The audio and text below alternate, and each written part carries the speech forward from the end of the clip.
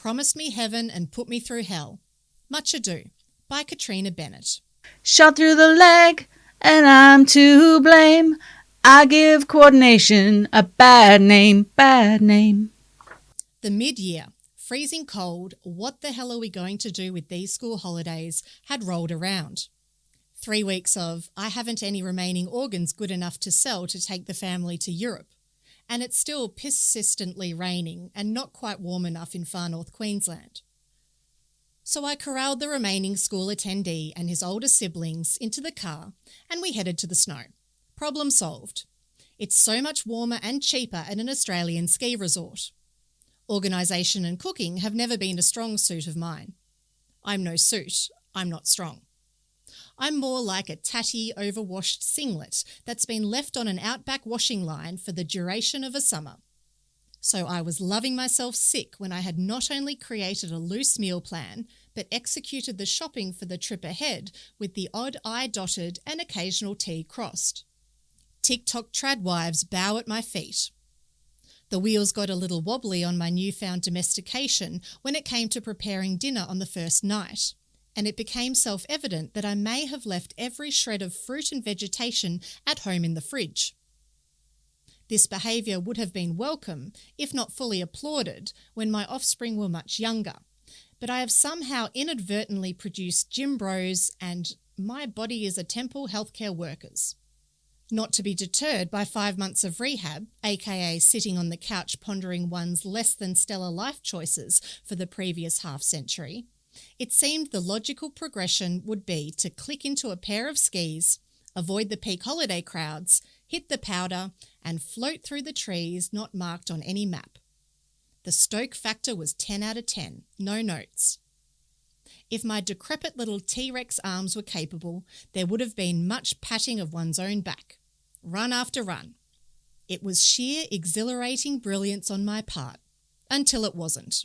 1 second, I'm gliding through the knee-deep freshies with the fleet-footedness of a pronghorn across the savannah, and bang, I've been shot in the left calf. The snow plummets away from underneath me and I plunge into a hole with the rough dimensions of an upright coffin. Ski tips stuck up my nostrils and arms pinned by my side, there is a sincere and immediate regret for all those yoga classes I've never taken and physio stretching advice that has been willfully ignored. Finally, I extract one hand from a mitten, dig out the ski stock the mitten was attached to, and, channeling Neo from the Matrix, with a final contortion, I manage to release my ski bindings and eject my legs like a cork from a shaken champagne bottle. Dejectedly, I claw my way out of the hole, searching vainly for the remnants of a functioning left calf muscle. Unable to stand or walk, I have no option but to ski onwards and downwards. For it was the age-old philosophical question, if a skier falls in the forest and nobody else sees it, did it really happen? Fortunately, I had only sustained a mere "this won't stop me skiing" flesh wound. That as long as I didn't have to cook, do any dishes, walk, stand, go up and down any stairs, or perform any daily living activities, life was all G. If only I had some food with vitamins and minerals to aid muscle repair at my disposal. But I was surrounded by ice. And lots of it. So there was some first aid occurring.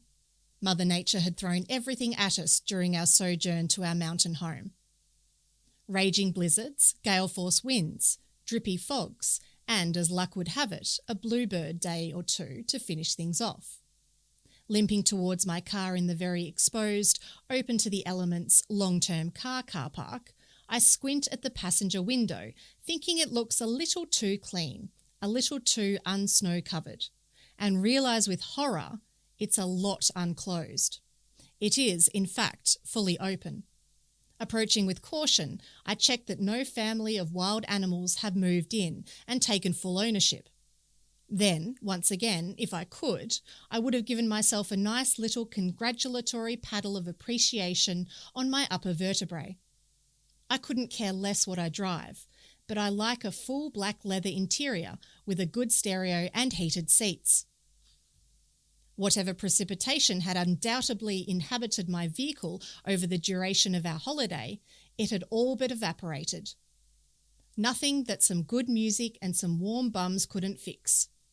Another successful holiday in the bag. Oh, there's no way I can run. No one can save me. The damage is done. I played my part. I played your game. I give chaos a bad name, good name.